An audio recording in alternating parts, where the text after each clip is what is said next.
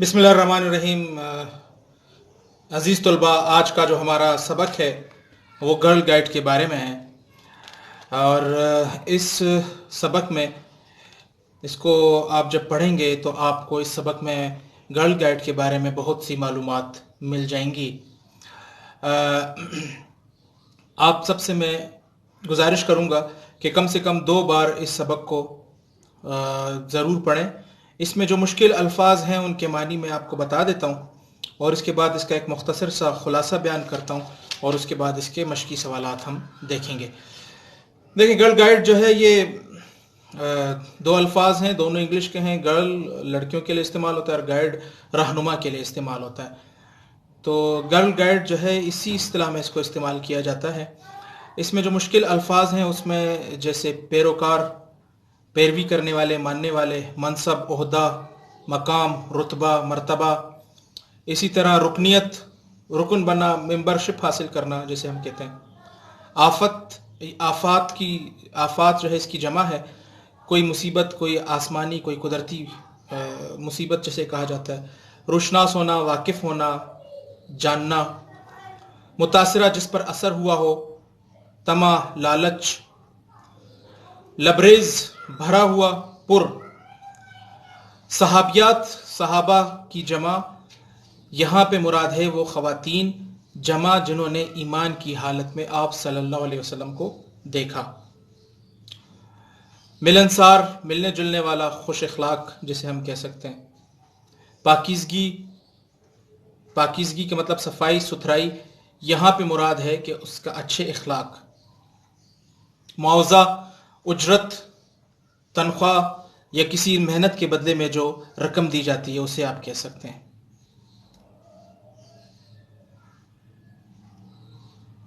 मुफीद, फ़ायदेमंद, खिदमत खल्क, अवाम की खिदमत, अवामुन्नास की खिदमत। अच्छा, इसका मैं मुख्तसर सा आपको एक खुलासा आपके सामने रखता हूँ।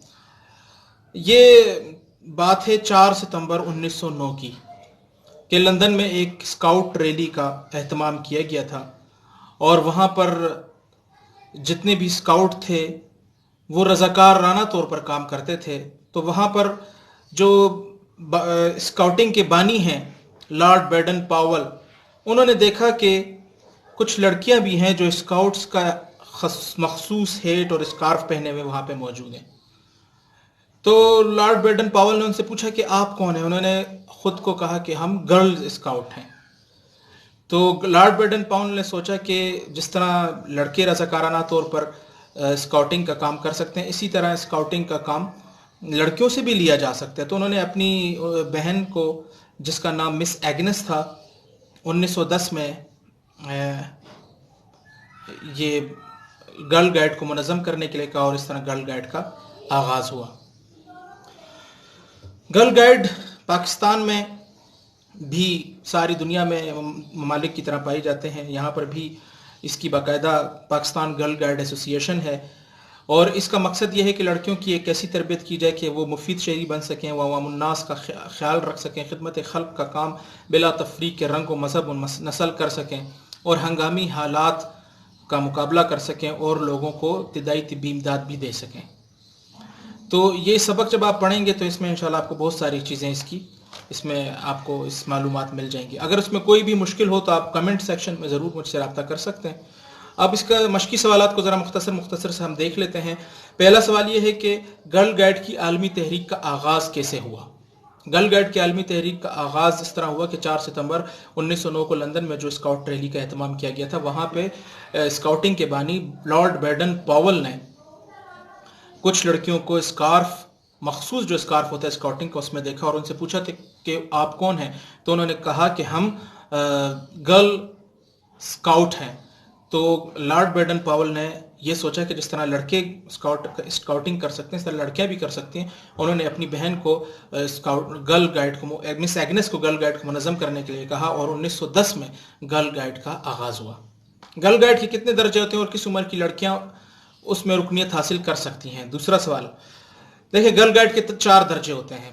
पहला दर्जा ये है 11 साल की उम्र तक की जो लड़कियां हैं उन्हें जूनियर गाइड्स कहा जाता है। پھر 12 سال سے لے کے 16 سال تک کی عمر کی لڑکیاں گرل گائیڈ کہلاتی ہیں، اور 17 سال سے 21 سال تک کی لڑکیوں کو سینئر گائیڈز کہا جاتا ہے، اور 21 سال سے زائد عمر کی لڑکیوں کو رہنما گائیڈ کہا جاتا ہے۔ اگلا سوال، گرل گائیڈ تنظیم کے کیا مقاصد ہیں؟ گرل گائیڈ تنظیم کے وہی مقاصد جو بوائے اسکاؤٹ ایسوسی ایشن کے مقاصد ہیں۔ گرل گائیڈ تحریک کا مقصد لڑکیوں کی اس طرح تربیت کرنا ہے کہ وہ وطن عزیز کی مفید شہری بن سکیں، لوگوں کے احساسات و جذبات کا خیال رکھ سکیں، اور بلا تفریق کے رنگ و مذہب و نسل لوگوں کی عوام الناس کی خدمت کر سکیں، اور ہنگامی حالات میں لوگوں کی مدد کر سکیں۔ اگلا سوال، گرل گائیڈ کو کس قسم کی تربیت دی جاتی ہے؟ ہر گرل گائیڈ کو شہری دفاع، نرسنگ اور ہنگامی حالات کا مقابلہ کرنے کی تربیت دی جاتی ہے، یعنی اس کو ابتدائی طبی امداد دینے کی بھی تربیت دی جاتی ہے۔ اگلا سوال، پاکستان گرل گائیڈ ایسوسی ایشن کو کون کون سے ایوارڈ مل چکے ہیں؟ 1989 میں پاکستان گرل گائیڈ کو بہترین کارکردگی کے اعتراف میں یونیسکو نے نوما تعلیمی ایوارڈ دیا۔ ایوارڈ کا نام تھا نوما۔ اس کے علاوہ پاکستان گرلز گائیڈ ایسوسی ایشن کو آرمی گرل گائیڈ ایسوسی ایشن کی طرف سے 2 مرتبہ اولیویا ایوارڈ بھی مل چکا ہے۔ سوال نمبر 2، غلط یا درست بیانات کے سامنے نشان لگائیں۔ اسکاؤٹنگ کا آغاز 1905 میں ہوا۔ غلط، 1905 میں نہیں ہوا تھا بلکہ 1909 میں ہوا تھا۔ پاکستان گرل گائیڈ کا آغاز رانا لیاقت علی خان کی سرپرستی میں ہوا۔ غلط، رانا لیاقت علی خان کی سرپرستی میں نہیں ہوا تھا۔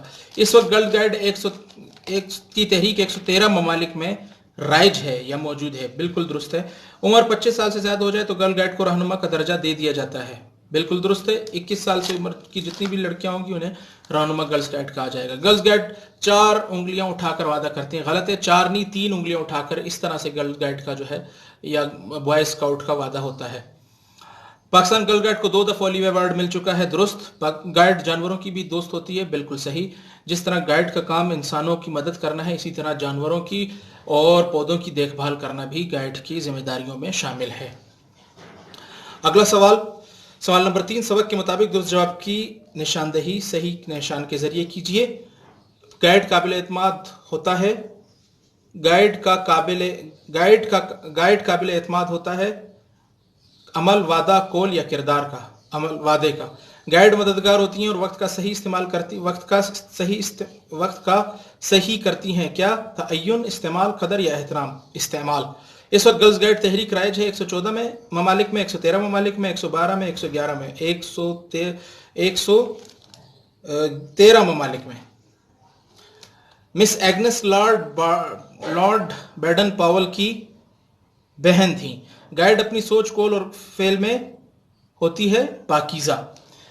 اچھا، واحد جمع آپ کو یہاں پہ ساتھ ساتھ نظر آ جائیں گے۔ واحد کے جمع کے واحد لکھیں۔ یہاں پہ جتنے جمع ہیں ان کے واحد میں آپ کو سامنے بتاتا جاتا ہوں۔ ناظرین جمع ہے، واحد ناظر۔ ارکان جمع، واحد رکن۔ آفات آفت۔ فنون فن۔ اصول اصل۔ قوانین قانون۔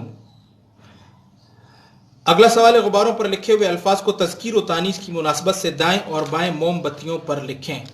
جتنے بھی الفاظ لکھے ہوئے ہیں مذکر اور مؤنث، ان کو علیحدہ علیحدہ کرنا ہے، تو میں آپ کو بتاتا جاتا ہوں کہ مذکر الفاظ کون کون سے ہیں اور مؤنث الفاظ کون کون سے ہیں۔ دیکھیں، مذکر جو الفاظ ہیں اس میں مرتبہ، مقابلہ، معاوضہ، رنگ، اخلاق، قول، کردار، اور مؤنث الفاظ میں تربیت، ہمدردی، نسل، لڑائی، سیرت، سوچ اور لالچ۔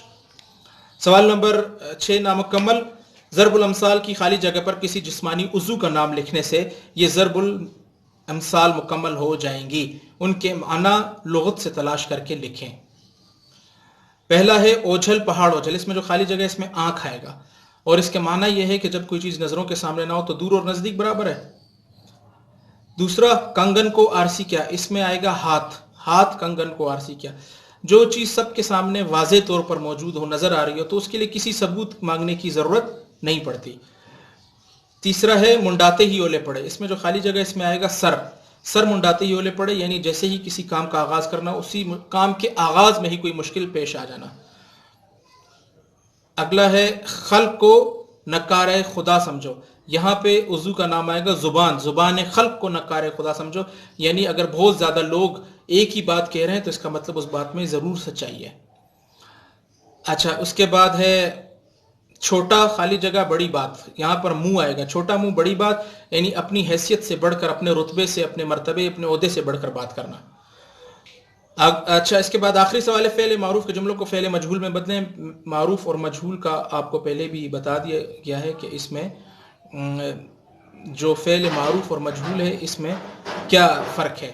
ابھی جملہ میں آپ کے سامنے پڑھوں گا تو آپ کو پتہ چل جائے گا۔ دیکھیں پہلا جملہ یہ ہے کہ لارڈ بیڈن پاول نے لڑکیوں سے پوچھا، اور دوسرا جملہ یہ ہے لڑکیوں سے پوچھا گیا۔ تو لارڈ بیڈن پاول نے لڑکیوں سے پوچھا، اس میں چونکہ نام موجود ہے لارڈ بیڈن پاول، کام کرنے والا فاعل، تو اس لیے یہ معروف کہلائے گا، اور لڑکیوں سے پوچھا گیا یہ مجہول ہوگا۔ تو میں پہلے معروف جملے پڑھتا ہوں پھر مجہول جملے پڑھتا ہوں۔ اسکاؤٹ نے مارچ پاسٹ کیا، مارچ پاسٹ کیا گیا۔ لڑکیوں نے کھانا کھایا، کھانا کھایا گیا۔ انور نے دوست کو خط لکھا، خط لکھا گیا۔ شکاری نے ایک شیر شکار کیا، شیر شکار کیا گیا۔